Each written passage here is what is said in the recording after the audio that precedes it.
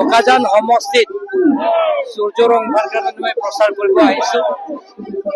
আজি দৰবাগৰি সমষ্টিত ভোটাৰ্ছ আছে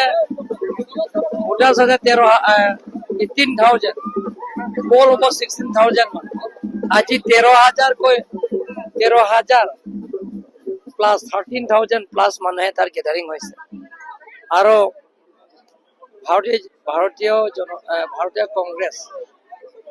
কংগ্ৰেছ দলৰ পৰা ত্যাগ কৰি আমাৰ দলৰ যোগদান কৰা হৈছে।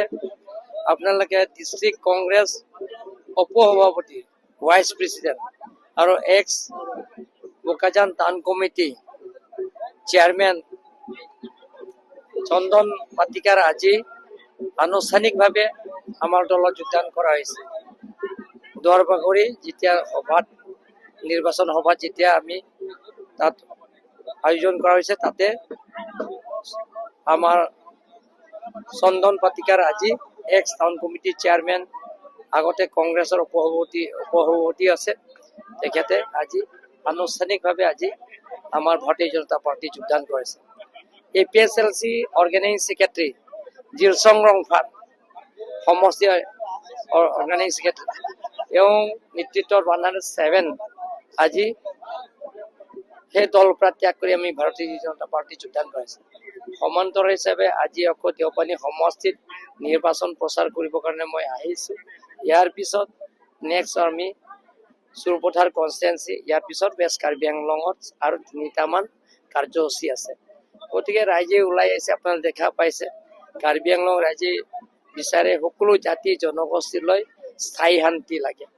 সকলো জাতি জনগোষ্ঠীৰ বসবাস কৰা ঠাইত সমান্তৰাল হিচাপে ডেভেলপমেণ্ট কামৰ পূৰণ কৰা কাৰণে ৰাইজে বিচাৰিছে।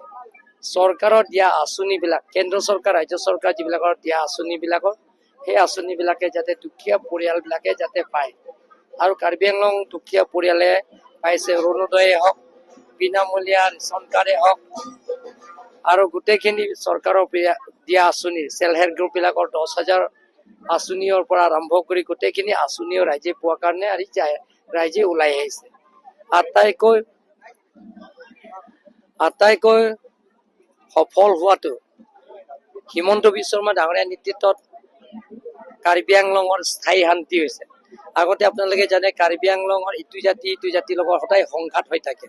কাৰ্বি, ডিমাচা, কাৰ্বি, কুকি, কাৰ্বি, ৰেংমা, নাগা, সেইটো সংঘাত আপোনালোকে দেখা পাইছে কংগ্ৰেছৰ শাসনৰ সময়ত।